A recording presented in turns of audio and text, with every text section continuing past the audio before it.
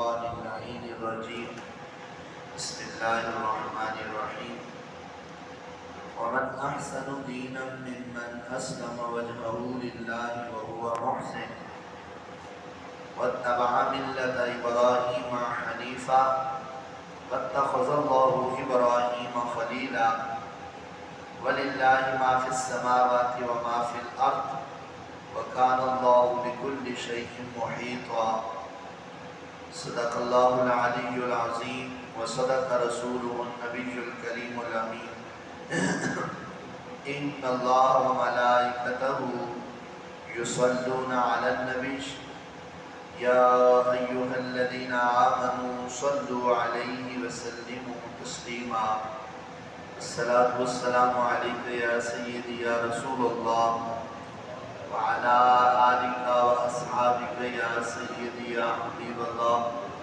الصلاة والسلام عليك يا سيدي يا نبي الله وعلى آلك وأصحابك يا سيدي يا نور الله الصلاة والسلام عليك يا سيدي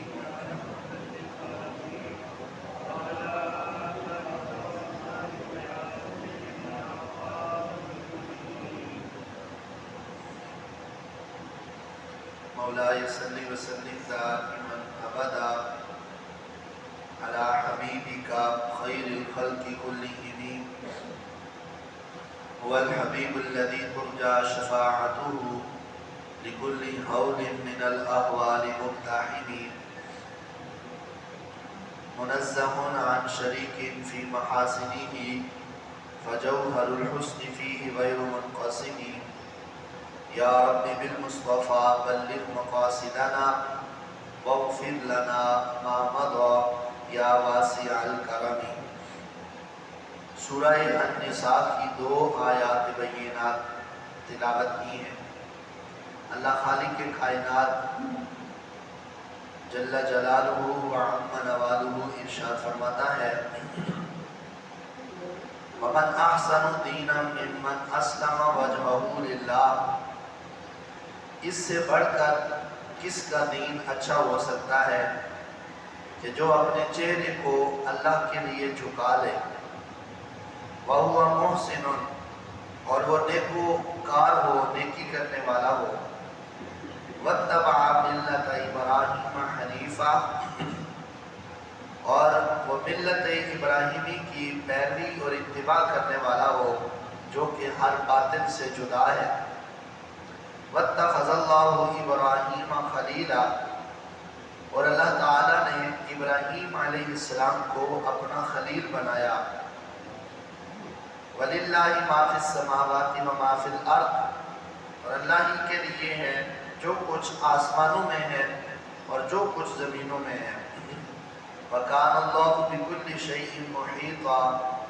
اور اللہ ہر چیز کا احاطہ کیے ہوئے ہیں. دین اسلام کے احسن ہونے کا ذکر اللہ تعالیٰ نے اس آیت پاک میں بیان کیا. ادیان میں اللہ تبارک و تعالیٰ نے حضرت آدم علیہ نبینا علیہ السلام سے لے کر ہمارے آقا و مولا حضور امام الانبیاء صلی اللہ علیہ وآلہ وسلم تک مختلف ادوار میں مختلف انبیاء کرام علیہ السلام کو شریعت اور مختلف احکامات دے کر بھیجا. لیکن ان تمام کا دین فقط یہی اللہ تبارک و تعالیٰ کی توحید اور اللہ تعالیٰ کو واحد اور یکتا ماننا اور اللہ ہی کی عبادت کی طرف لوگوں کو بلانا. اس پر تمام انبیاء کرام علیہ السلام کا ایک ہی دین تھا. شریعت اسلامیہ کے علاوہ پہلی جو شریعتیں تھیں ان کے احکام مختلف ادوار میں مختلف رہے. لیکن اللہ تبارک و تعالیٰ کی توحید اور اللہ تعالیٰ کی الوہیت اور ربوبیت کے اقرار میں تمام انبیاء سابقین کا موقف ایک رہا ہے. ان تمام ادیان میں اللہ تبارک و تعالی نے دین اسلام کو احسن دین قرار دیا۔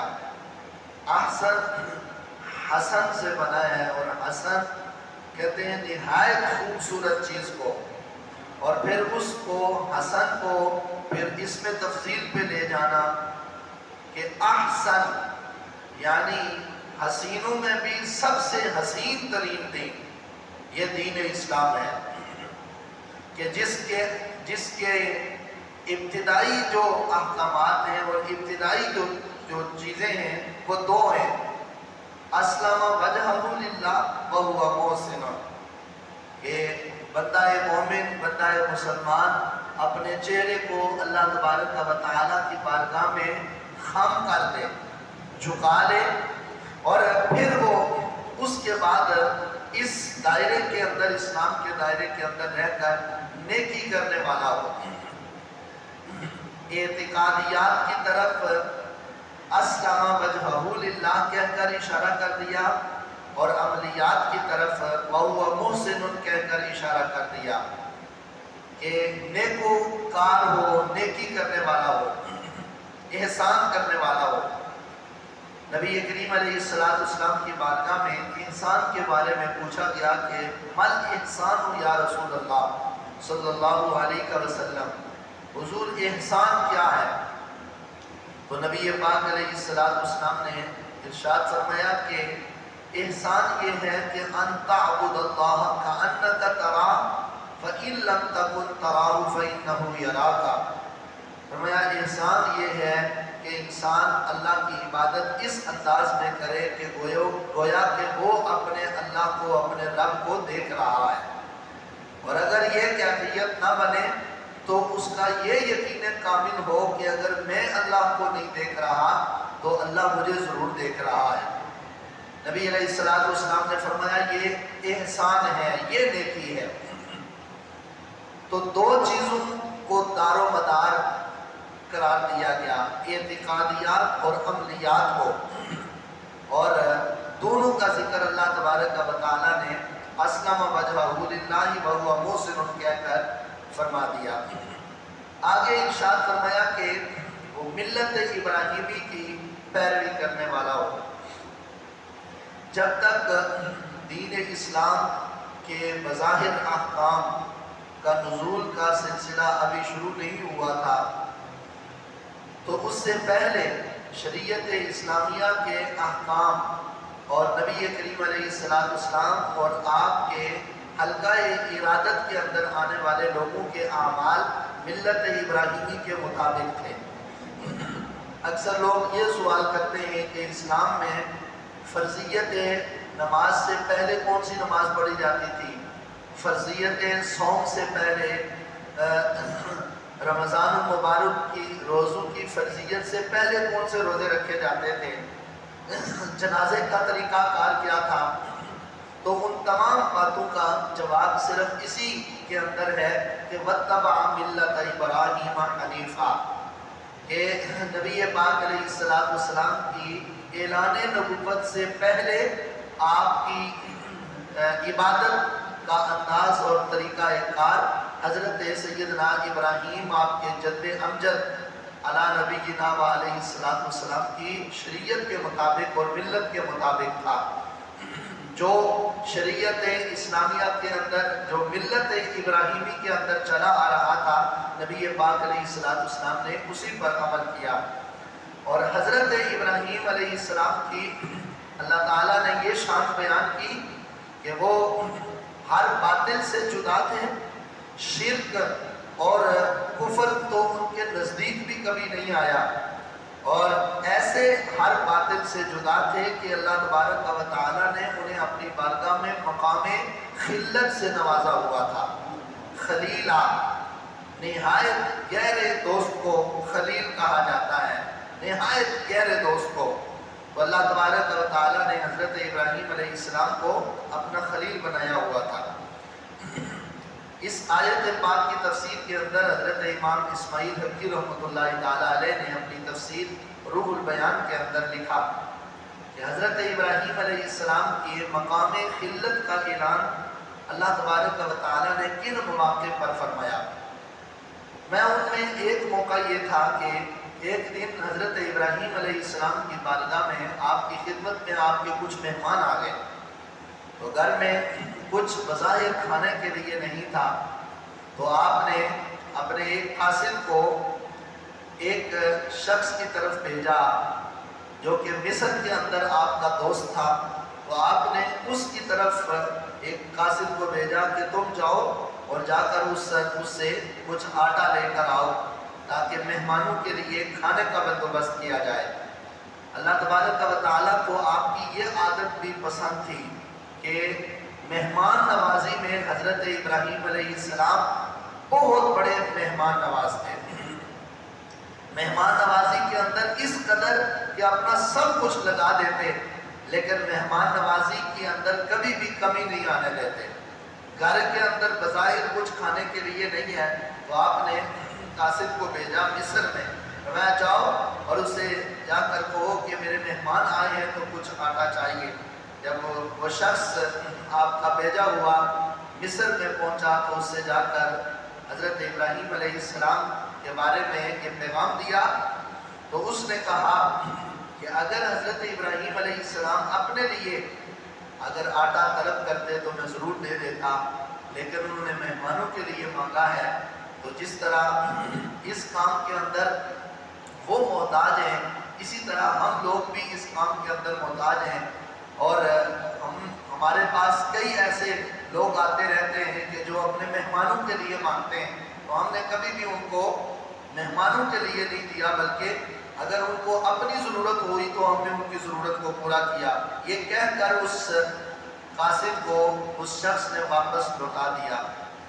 راستے میں اس نے سوچا کہ بجائے اس کے کہ میں یہاں سے یہ سارے جو بوریاں ہیں یہاں سے ان کو میں خالی لے کر جاؤں، تو کیوں نہ لوگوں کو بظاہر اس شرمندگی سے، لوگوں کی شرمندگی سے بچنے کے لیے اس کے اندر جو ہے میں وہ ریت بھر کے لے جاتا ہوں۔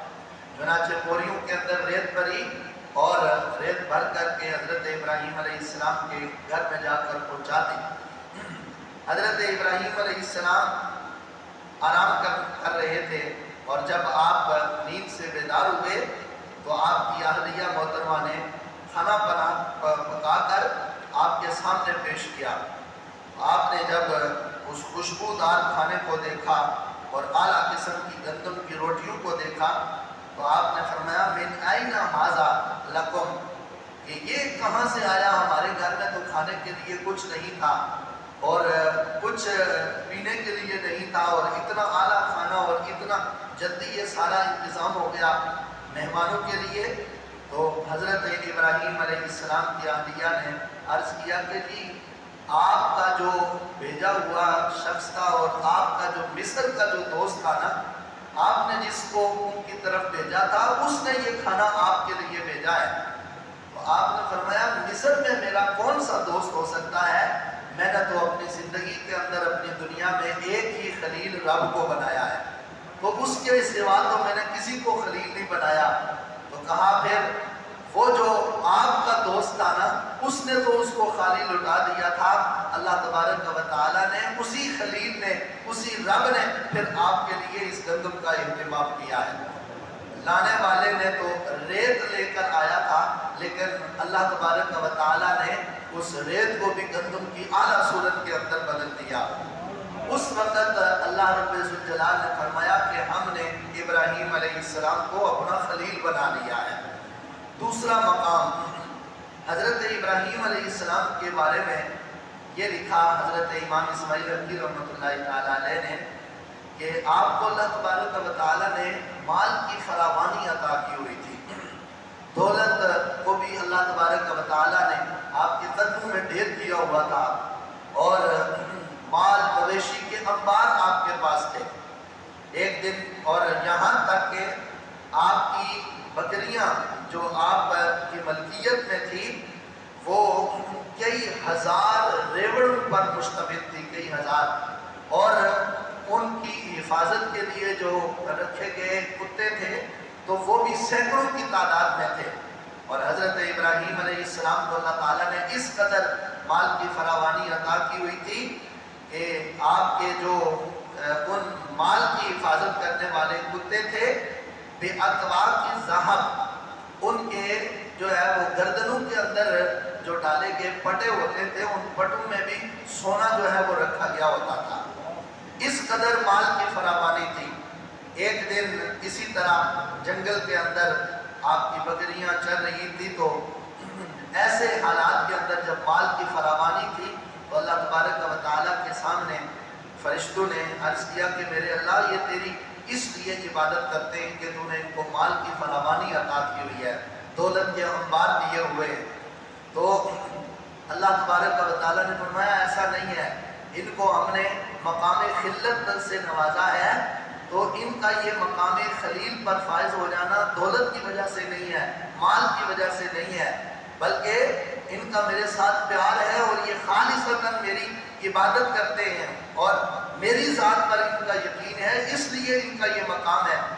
فرشتوں نے آپ کی آزمائش کے لیے جنگل میں چرتی ہوئی بکریاں جو ہزاروں کے ریوڑوں پر جو ہے وہ مشتمل تھی، ایک دن جنگل سے آپ کو آواز آئی، سبوح قدوس ربنا ورب الملائکۃ والروح۔ یہ الفاظ اللہ تبارک و تعالیٰ کی تقدیس اور الوہیت پر مشتمل جب یہ آواز آپ نے سنی تو بظاہر وہ ایک عام شخص تھا جو کہ صورت انسانی کے اندر لبادہ بشریت میں آپ کے سامنے یہ کلمات پڑھ رہا تھا، تو ایک مرتبہ آپ نے اس سے یہ کلمات سنے، تو سننے کے بعد یہ آواز آئی تو آپ نے اس سے فرمایا کہ یہ کلمے پڑھنے والے تجھے میں اپنی ان بکریوں میں سے جو ہزاروں ریوڑوں پر مشتمل ہیں آدھی بکریاں تجھے اور دے دوں گا، ایک مرتبہ یہ کلمات پھر سنا دے۔ حضرت ابراہیم علیہ السلام کے سامنے پھر سے یہی کلمات تلاوت کیے گئے، پڑھے گئے، آپ نے اپنی باقی جو آدھی بکریاں تھیں وہ بھی اس کے حوالے کر دی، یہاں تک کہ اپنا سارا سامان اسے دے کر آپ اس سے یہ کلمات سنتے رہے، سبوح قدوس ربنا ورب الملائکۃ والروح۔ جب یہ کلمات آپ سنتے جاتے تو وہ لذت اور وہ چاشنی ملتی جاتی، تو آپ اپنا سارا سامان دے چکے۔ رب ذوالجلال نے فرمایا یہ دیکھیں فرشتوں، تم کہتے تھے کہ یہ اس وجہ سے میری عبادت کرتے ہیں اور میری تسبیح و تعلیل کرتے ہیں، ان کا اس مقصد کے لیے یہ عبادت کرنا نہیں تھا کہ اللہ تعالیٰ نے ان کو دولت سے نوازا ہوا ہے، یہ دولت تو اگر چاہیں تو میرے تقدیس اور میری الوہیت پر مبنی چند کلمات پر ساری کی ساری دولت لٹا رہے ہیں۔ حضرت ابراہیم علیہ السلام کو پھر بتایا گیا کہ یہ انسان نہیں ہے، یہ کوئی بشر نہیں ہے جو آپ سے آپ کی دولت لینے کے لیے آیا ہے، یہ اللہ تبارک و تعالیٰ نے اپنا فرشتہ بھیج کر آپ کی آزمائش کی ہے اور آپ اس امتحان کے اندر اعلیٰ کامیابی حاصل کرنے والے ہیں۔ اللہ تبارک و تعالیٰ نے آپ کو مقام خلیل پر فائز کر دیا ہے۔ آپ اندازہ کریں کہ حضرت ابراہیم علیہ السلام اللہ تعالیٰ کی توحید میں یہ لفظ فقط اتنے سنیں تو اتنے مگن ہو جائیں اور اتنی ان کو لذت اور چاشنی ملے کہ اپنا سارا سامان جو ہے وہ ساری دولت صرف چند لفظوں پر دے دیں۔ تو حضور علیہ السلام کی امت کتنی خوش قسمت اور خوش بخت ہے جن کو رمضان المبارک میں صرف یہی کلمات نہیں بلکہ پوری تسبیح تراویح کے اندر سارے اللہ تعالیٰ کی توحید پر مبنی کلمات پڑھنے کا شرف ملتا ہے، اور پھر وہ اللہ تعالیٰ کی عبادت بھی کر رہے ہوتے ہیں۔ جو ہی وقفہ ملتا ہے اور تھوڑا توقف ہوتا ہے تو اس کے اندر بھی وہ اللہ تعالیٰ کی توحید اور اللہ تبارک و تعالیٰ کی تقدیس والے کلمات پڑھتے ہیں، تو اللہ تبارک و تعالیٰ حضور علیہ السلام کی امت کو کتنا بڑا اجر اور ثواب عطا فرما رہا ہوگا۔ تو یہ دو مقام تھے جن کے اوپر جن کا ذکر کر کے حضرت امام اسماعیل حنفی رحمۃ اللہ تعالیٰ علیہ نے فرمایا کہ حضرت ابراہیم علیہ السلام کو اللہ تبارک و تعالیٰ نے مقام خلت سے نوازا۔ حضرت قاضی ایاز مالکی رحمۃ اللہ تعالیٰ علیہ نے شفا شریف کے اندر لکھا، آپ فرماتے ہیں کہ الخلۃ ہاہنا اقوم من النبوۃ، جو مقام خلت ہے یہ مقام نبوت سے بھی اعلیٰ درجہ ہے۔ عام درجہ جو ہے وہ نبوت کا درجہ ہے، اور جو مقام خلت ہے نبوت کے درجے کے بعد یہ اعلیٰ ترین درجہ مقام خلیل کا ہے، خلت کا ہے۔ فرماتے ہیں اس کی وجہ کیا ہے؟ لِأَنَّ النُّبُوَّةَ قَدْ يَكُونُ فِيهَا الْعَدَاوَةُ، اس لیے کہ نبوت کے ہوتے ہوئے بھی کبھی عداوت آ جاتی ہے، جیسا کہ اللہ تعالیٰ نے فرمایا ان من ازواجکم و اولادکم عدو لکم، اے ایمان والو یہ تمہاری بیویاں اور تمہاری اولاد تمہاری دشمن ہیں۔ تو اگر فقط مقام نبوت کو دیکھا جائے تو مقام نبوت میں عداوت بھی شامل ہے، لیکن فرماتے ہیں کہ جہاں مقام خلت ہو وہاں اللہ تبارک و تعالیٰ نے مقام خلت پر فائز کر کے اس مقام پر بٹھانے والے اس شخص کو اللہ تبارک و تعالیٰ دنیا کی عداوتوں سے بھی نکال دیتا ہے۔ یہ مقام اس مقام سے بھی اونچا مقام ہے۔ تو اللہ رب ذوالجلال نے یہ مقام حضرت ابراہیم علیہ السلام کو عطا کیا۔ نبی کریم علیہ السلام نے ارشاد فرمایا ان اللہ اتخذنی خلیلا ولو کنت متخذا خلیلا غیر ربی لاتخذت ابا بکر خلیلا، فرمایا میرے اللہ نے مجھے اپنی بارگاہ میں مقام خلیل عطا کیا ہے، مقام خلت عطا کیا ہے، اور فرمایا اگر میں کسی کو خلیل بناتا ہوتا اپنے رب کے سوا تو میں اپنی زندگی کے اندر ابو بکر صدیق کو اپنا خلیل بنا دیتا، لیکن میں نے اپنی زندگی میں اللہ کے سوا کسی کو خلیل نہیں بنایا۔ اگر بناتا ہوتا تو جو اوصاف مقام خلت کے ہیں اگر میں نے دیکھے ہیں تو وہ سیدنا صدیق اکبر میں دیکھے ہیں۔ اور نبی کریم علیہ السلام نے فرمایا یہ مقام جو حضرت سیدنا صدیق اکبر کو ملا یہ مقام اس وجہ سے نہیں ملا ان ابا بکر لم یفضل علیکم بصوم ولا صلاۃ، فرمایا ابو بکر کو یہ مقام صوم و صلاۃ کی وجہ سے نہیں ملا، فرمایا ولکن بشیء کتب فی قلبہ، فرمایا ابو بکر کو یہ مقام اس وجہ سے ملا ہے کہ جو میرے سینے کے اندر تھا وہ سارا کا سارا میں نے ابو بکر صدیق کے سینے کے اندر رکھ دیا ہے۔ تو جہاں مقام خلت کا ذکر آیا وہاں نبی کریم علیہ السلام نے فرمایا میرا دنیا کے اندر خلیل اور دنیا آخرت میں خلیل فقط میرا اللہ ہے، اور اللہ کے سوا اگر میں کسی کو خلیل بنانا چاہتا تو وہ ابو بکر صدیق کو بنا دیتا۔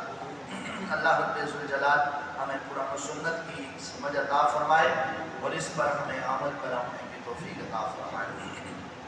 الصلاۃ والسلام علیک یا سیدی یا رسول اللہ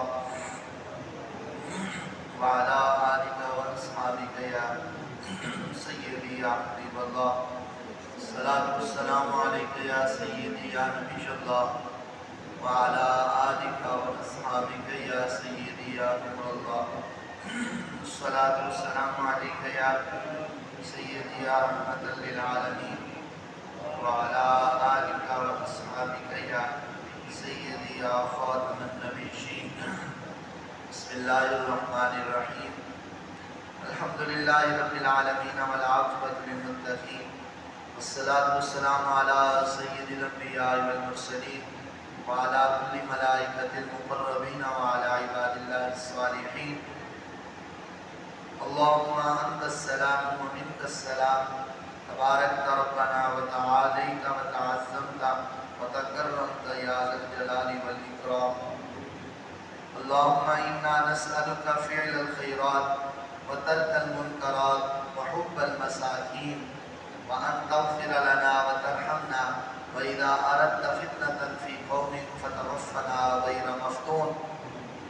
اللهم إنا نعوذ بك من الهم والحزن ونعوذ بك من العجز والكسل ونعوذ بك من البخل والجبن ونعوذ بك من غلبة الدين وقهر الرجال ونعوذ بك من غلبة الدين وقهر الرجال۔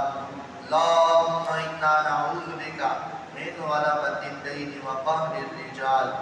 اللهم إنا نجعلك في نحورهم ونعوذ بك من شرورهم۔ اللهم إنا نجعلك في نحورهم ونعوذ بك من شرورهم۔ اللهم إنا نجعلك في نحورهم ونعوذ بك من شرورهم ونفوض أمورنا إلى الله إن الله بصير بالعباد۔ صلى الله تعالى على حبيبه سيدنا محمد وآله وأصحابه أجمعين برحمتك يا رب۔